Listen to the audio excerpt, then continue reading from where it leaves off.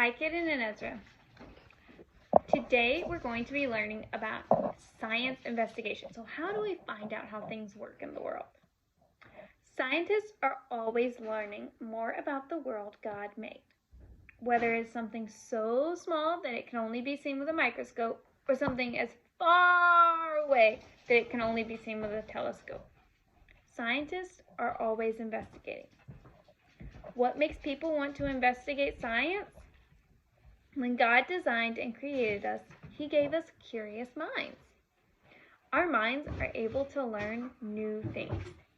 And God wants us to use our minds to discover, learn, and study more about His creation. This is what scientists do. Investigate God's creation. God wants us to use His creation wisely. Scientists are often able to help others with their new discoveries. Scientists are very careful workers. They learn and investigate the same way we learn in science class. God allows scientists to discover more about His world through a step-by-step process called the scientific method. We think back to our plant experiment we did. We used the scientific method. Number 1, scientists observe. That means they look, they see, they hear, they smell, they use their senses, and then they ask a question. Scientists begin by watching or observing what they want to learn more about. Then they ask questions that could lead to new discoveries. Next, scientists guess and predict.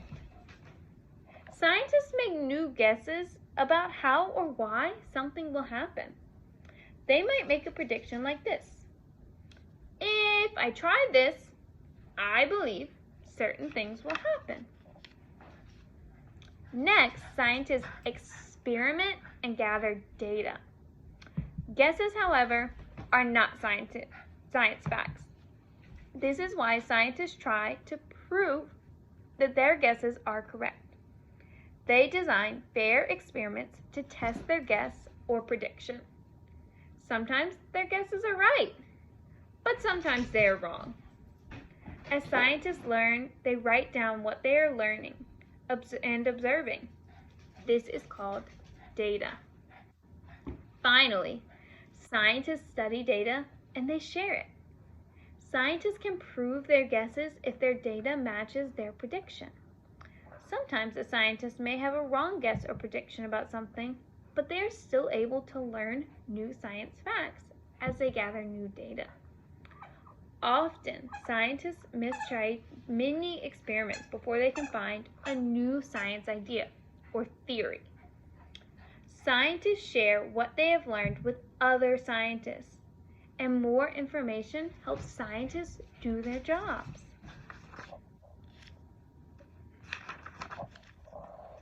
Scientists often work in a lab. A lab has all of the science tools they need to do their job. Sometimes scientists work in the place they are studying, such as the ocean, the savanna, or the rainforest. And scientists have many different tools that they use as they work. Some of these are tools you may have used before. They use a pencil and paper to write down what they are learning. A magnifying glass, which looks like this, a magnifying glass. That helps them see little things more closely because it makes an object look bigger to us. They might use a microscope. A microscope helps us to see things that we can't see with just our eyes. So a magnifying glass is little things that we can still see made big. A microscope lets us see things that we can't see with our eyes, lets us look at them. They might use a telescope. A telescope helps us to see things very far away in space. A ruler helps us measure how long something is. So a ruler. A scale shows us how much something weighs. A beaker helps us to measure liquid. And a thermometer helps us to measure how hot or cold something is. And a timer or stopwatch can count down time. A clock can also help us measure time. When a scientist is learning about unknown things, he must be very careful. Some tools and materials can be very dangerous if not handled correctly.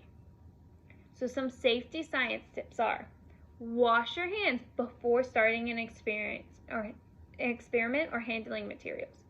Wear goggles to protect your eyes. Never taste science materials or put them near your nose or mouth. Do not run near science tools or science experiments. Clean up after every experiment and wash your hands after you finish with an experiment or handle materials. Okay, that is all about the scientific method. So you have one page to do today. Is page 73. 73, it looks like this. Okay? And you're going to match the picture to what tool you use. So think about what we learned about. What tool would we use a microscope for? Remember, a microscope helps us see things that we can't see with our eyes. Yeah, so we would use it to see like bacteria. What about a beaker? What do we use a beaker for? That's right, we use it to measure liquid. So we would put our liquid next to the beaker.